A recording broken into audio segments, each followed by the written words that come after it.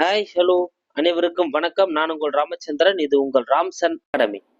நண்பர்களே, நம்ம பாருங்க, ஏற்கனவே வீடியோ போட்டு இருந்தோம். அதில் கொஞ்சம் சவுண்ட் ப்ராப்ளம், அதாவது ரெக்கார்டு கொஞ்சம் ப்ராப்ளம் ஆகிட்டு இருக்கு. ஸோ மைக் கொஞ்சம் நான் ஆன் பண்ணாதே ரெக்கார்ட் பண்ணிட்டு இருக்கேன். அதனால அந்த வீடியோவில் பார்த்தீங்கன்னா வாய்ஸ் வரல அப்படின்னு ஒருத்தவங்க மெசேஜ் போட்டிருந்தாங்க. அவங்களுக்கு ரொம்ப ரொம்ப நன்றி. ஏன்னா அதுக்கு முன்னால் பார்த்தவங்க யாருமே மெசேஜ் போடல, பார்த்துட்டு அப்படியே போயிட்டு இருக்காங்க. ஸோ வாய்ஸ் வரலன்னு முதல்ல மெசேஜ் போட்டுருந்தா நம்ம உடனே அந்த வீடியோ திருப்பி போட்டுக்கலாம். ஸோ அதெல்லாம் கொஞ்சம் பாருங்கள். இதுமாதிரி வாய்ஸ் வரல அப்படின்னா ஏதோ டெக்னிக்கல் இஷ்யூ நடந்திருக்கலாம், தெரியப்படுத்தவும்னு சொல்லிட்டு கொஞ்சம் கமெண்ட்ல போட்டு விடுங்க. அப்போதான் தெரிய வரும். ஓகேங்களா? ஸோ அந்த கமெண்ட் போட்டவங்களுக்கு ரொம்ப ரொம்ப நன்றி. ஸோ இந்த வீடியோ நம்ம என்ன பார்க்க போகிறோம் அப்படின்னா, அங்கே பார்த்தது தான் வாய்ஸ் வரலனாலும் திருப்பி நம்ம பார்க்க போகிறோம். ஸோ டிஆர்பியை பொறுத்தவரைக்கும் என்னென்ன தேர்வுகள்லாம் வரலாம் அப்படின்ற ஒரு வாய்ப்புகளை பார்க்க போகிறோம். ஸோ டிஎன்பிசி பொறுத்தவரையிலும் அவங்க குரூப் 1 நோட்டிஃபிகேஷன் விட்டுட்டாங்க. அடுத்து குரூப் 2 குரூப் 4ன்னு சொல்லிட்டு அவங்க என்ன பண்ணுறாங்க, அடுத்தடுத்து பிளான் அவங்க இது பண்ணிட்டு இருக்காங்க. ஸோ அடுத்து டிஆர்பியும் அதே போல் அவங்க அடுத்தடுத்து என்ன பிளான் இருக்காங்க, அப்படி என்னென்ன வரத்துக்கு வாய்ப்பு இருக்குன்றத பார்க்கலாம். ஸோ டிஆர்பி பொறுத்தவரையிலும் பார்த்தீங்கன்னா டீச்சர்ஸ் ரெக்ரூட்மெண்ட் போர்டு அப்படின்றத டிஆர்பி சொல்லுவோம், ஆசிரியர் தேர்வு வாரியம். ஸோ இவங்க பார்த்தீங்கன்னா பள்ளிக்கல்வித்துறையாக இருக்கட்டும் உயர்கல்வித்துறையாக இருக்கட்டும் ரெண்டுத்துக்குமே தேவையான அந்த டீச்சர்ஸ் லெக்சர்ஸ் இவங்க எடுத்துட்டு இருக்காங்க. ஸோ டிஆர்பியை பொறுத்தவரையிலும் நிறைய எக்ஸாம் இவங்க நடத்துகிறாங்க. அதில் மிக முக்கியமாக பார்க்கப்படக்கூடியது பிடி அண்ட் பிஆர்டி. அப்புறம் பார்த்தீங்கன்னா செகண்ட் கிரேட் டீச்சர்ஸ். அப்புறம் பார்த்தீங்கன்னா டெட்டு. அப்புறம் யூஜிடிஆர்பி அண்ட் பிஜிடிஆர்பி, அதான் பிடி பிஆர்டியில் வந்துடும். அதுக்கப்புறம் பார்த்தீங்கன்னா பிஇஓ. இதெல்லாம் இதில் அதிகமாக எதிர்பார்க்கறது. இது மட்டும் இல்லாமல் இவங்க பார்த்தீங்கன்னா அசிஸ்டன்ட் ப்ரொஃபஸர் ஏபியை இவங்க எடுக்கிறாங்க. யூனிவர்சிட்டி வைஸாகவும் எடுக்கிறாங்க, பொதுவாக இவங்க எடுக்கிறாங்க. ஸோ அந்த அசிஸ்டன்ட் ப்ரொஃபஸர்ஸ் மட்டும் இல்லாமல் எப்படி பிஜிடிஆர்பி எடுக்கிறாங்களோ அதே போல் டெக்னிக்கல், ஓகேங்களா, டெக்னிக்கல் இல்லை பாலிடெக்னிக் டிஆர்பியும் பார்த்தீங்கன்னா இந்த டிஆர்பி டீச்சர்ஸ் ரெக்ரூட்மெண்ட் போர்டு தான் எடுக்கிறாங்க. ஸோ இது இல்லாமல் சிஎம்ஆர்எஃப் அப்படின்றத இவங்க கண்டக்ட் பண்ணுறாங்க. அப்புறம் செட் எக்ஸாம் அப்படின்றத இவங்க கொண்டு நடத்திட்டு இருக்காங்க. ஓகேங்களா? அப்போ இதெல்லாம் பார்த்தீங்கன்னா டிஆர்பியில் நடக்கக்கூடிய தேர்வுகள். ஸோ இப்போ காலங்களில் என்னென்ன நடக்கலாம் அப்படின்றத நம்ம பார்க்கலாம். பாருங்க, முதல்ல நம்ம பார்க்க போகிறது பார்த்தீங்கன்னா 2025. இல்லை சார், சம்மந்தம் இல்லாமல் 2025க்கான அந்த ஆனுவல் பிளானர் நீங்கள் காட்டுறீங்களே அப்படின்றது உங்களுக்கு தெரியும். இதில் எதுக்காக காட்டுறேன் அப்படின்னா, இங்கே பார்த்தீங்கன்னா இந்த 8வது நோட்டிஃபிகேஷன் நோட் பண்ணுங்க. 8வது நோட்டிஃபிகேஷன் நோட் பண்ணீங்கன்னா, பிளாக் எஜுகேஷன் ஆஃபீஸர் நவம்பரில் மார்ச்சில் என்ன பண்ணணும், எக்ஸாம் நடக்கும் அப்படின்ற மாதிரி அவங்க சொல்லியிருந்தாங்க. நவம்பரில் நோட்டிஃபிகேஷன் விட்டு, ஆனால் இந்த நோட்டிஃபிகேஷனாகவே இல்லை, வரவே இல்லை. அதுக்கப்புறம் எலெக்ஷன் அறிவிக்கப்பட்டது. எலெக்ஷன் வந்து நியூ கவர்மெண்ட் இப்போ நம்மளுக்கு ஃபார்ம் ஆயிருக்காங்க. அப்போது இது லாஸ்ட் இயர் ஆனுவல் பிளானர்ல நடத்திருக்கணும், அதனால அது நடக்கலை.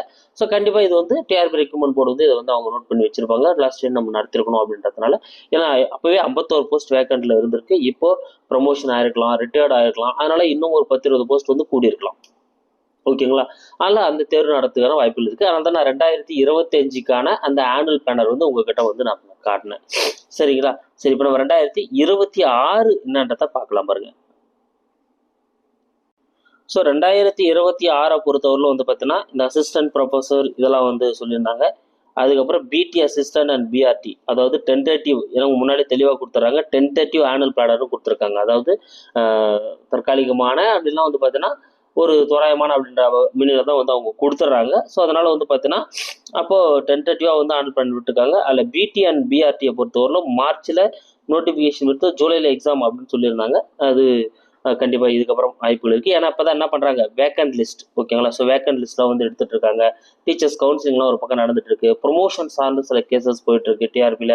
ஸோ இந்தமாதிரி சில இஷ்யூஸ்லாம் இருக்குங்க. இதெல்லாம் கிளியர் பண்ணிட்டு ஸோ அதுக்கடுத்து அவங்க என்ன பண்ணுவாங்க, நோட்டிஃபிகேஷன்ஸ் இது பண்ணுவாங்க. ஏன்னா எல்லாமே வேக்கன்ஸ் இப்போ கலெக்ட் ஆகிடுச்சு. நம்ம இப்போ தான் சமீபத்தில் நியூஸ் பேப்பரில் கூட நம்ம பார்த்துருப்போம்.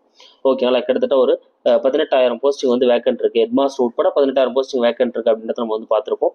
அதில் இது எல்லாமே என்ன ஆகும், கண்டிப்பாக எக்ஸாம் வைக்கிறதுக்கான அந்த ஓட்டி போகும். ஓகேங்களா? ஸோ அடுத்து பார்த்தீங்கன்னா டிஎன் டெட். ஸோ டெட் அப்படின்றது இப்போ தான் ஸ்பெஷல் டெட் நடந்துட்டு இருக்கு. இந்த வீக் நடந்துட்டு இருக்கு, நம்மளுக்கு தெரியும். டீச்சர்ஸ் ஆல்ரெடி ஒர்க் பண்ணுற அந்த டீச்சர்ஸ்க்கு ஸ்பெஷல் டெட் நடந்துட்டு இருக்கு. அதுக்கப்புறம் பார்த்தீங்கன்னா நம்மளுக்கு மற்றவங்களுக்கு சேர்ந்து ஒரு டெட் கண்டிப்பாக நடத்துவாங்க. அதுக்கப்புறம் பார்த்தீங்கன்னா பிஜிடிஆர்பி, அதுவும் வேக்கண்ட் இருக்கு. ஸோ பிஜிடிஆர்பி நடத்துறதுக்கான வாய்ப்புகள் இருக்குது. நான் ஏற்கனவே சொன்ன போல பிஇஓ எக்ஸாம் 2025 ஆனுவல் பேனல் விட்டுருந்தாங்க, அங்கே வைக்கல. எலெக்ஷன் வந்ததால வந்து அப்படியே ஸ்டாப் ஆச்சு.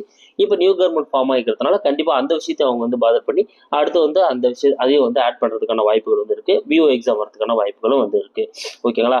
ஸோ இதில் டிஓ மட்டும்தான் வந்து டிஎன்பிசியில் நடக்குது, அது உங்களுக்கு தெரியும். டிஓ வந்து குரூப் அண்ட் கேடர் அப்படின்றதால டிஎன்பிசியில் டிஓ வந்து எடுக்கிறாங்க. மீது எல்லாமே வந்து பார்த்தீங்கன்னா இங்கே வந்து இதில் தான் வந்து நடக்கூடியதாக வந்து இருக்கும். ஓகேங்களா? அப்போ எது சார் வரதுக்கு வாய்ப்பு இருக்குது அப்படின்னு வந்து பார்த்தீங்கன்னா பிஜிடிஆர்பி, அடுத்து யூஜிடிஆர்பி, அடுத்து செகண்ட் கிரேட் டீச்சர், அது எல்லாமே பேப்பர் 1 பேப்பர் 2ல வந்துடும். அதுக்கப்புறம் வந்து பார்த்தீங்கன்னா பிஇஓ வரதுக்கான அந்த வாய்ப்புகள் வந்து இருக்குது. ஓகேங்களா? ஸோ இதெல்லாம் அடுத்தடுத்து நோட்டிஃபிகேஷன் வரதுக்கான வாய்ப்புகள் இருக்குங்க. ஸோ ஏன்னா இருக்கிற சூழ்நிலையை வச்சு நம்ம வந்து சொல்கிறோம். ஓகேங்களா? ஸோ நீங்கள் சொன்னீங்களே கட்டி வரலையெல்லாம் வந்து நீங்கள் இது பண்ணக்கூடாது. என்ன ரீசன்னா இப்போ சுச்சுவேஷன்ஸ் இப்படி போயிட்டு இருக்கு, அதனால இதுக்கான பாசிபிலிட்டிஸ் இருக்கு அப்படின்றத வச்சு தான் நம்ம வந்து சொல்லிட்டு இருக்கோம். ஓகேங்களா? அதனால நீங்க படிச்சுட்டு இருந்தீங்க அப்படின்னா நீங்க வந்து கண்டினியூவா படிங்க. ஸோ இதில் நம்ம வந்து ஆல்ரெடி பிஓ எக்ஸாமுக்கும் வீடியோ போட ஸ்டார்ட் பண்ணி போயிட்டு இருக்கு. டெட்டுக்கு இப்போ வந்து ஒரு பக்கம் போயிட்டு இருக்கு. ஸோ அதனால நம்ம டிஆர்பி பொறுத்தவரைக்கும் அதிகமாக கான்சன்ட்ரேட் பண்ணி நம்ம வந்து போட்டுட்டு இருக்கோம். ஸோ பிஓக்கு ஆல்ரெடி தமிழ் உங்களுக்கு வந்து கொடுத்துட்டு இருக்கு, அதை நிறைய பேர் வந்து ஃபாலோ பண்ணியிருப்பீங்க. ஸோ அது மறுபடியும் நம்ம வந்து கண்டினியூ பண்ணணும், அது ஒரு பக்கம் வந்து இருக்கு. ஓகேங்களா?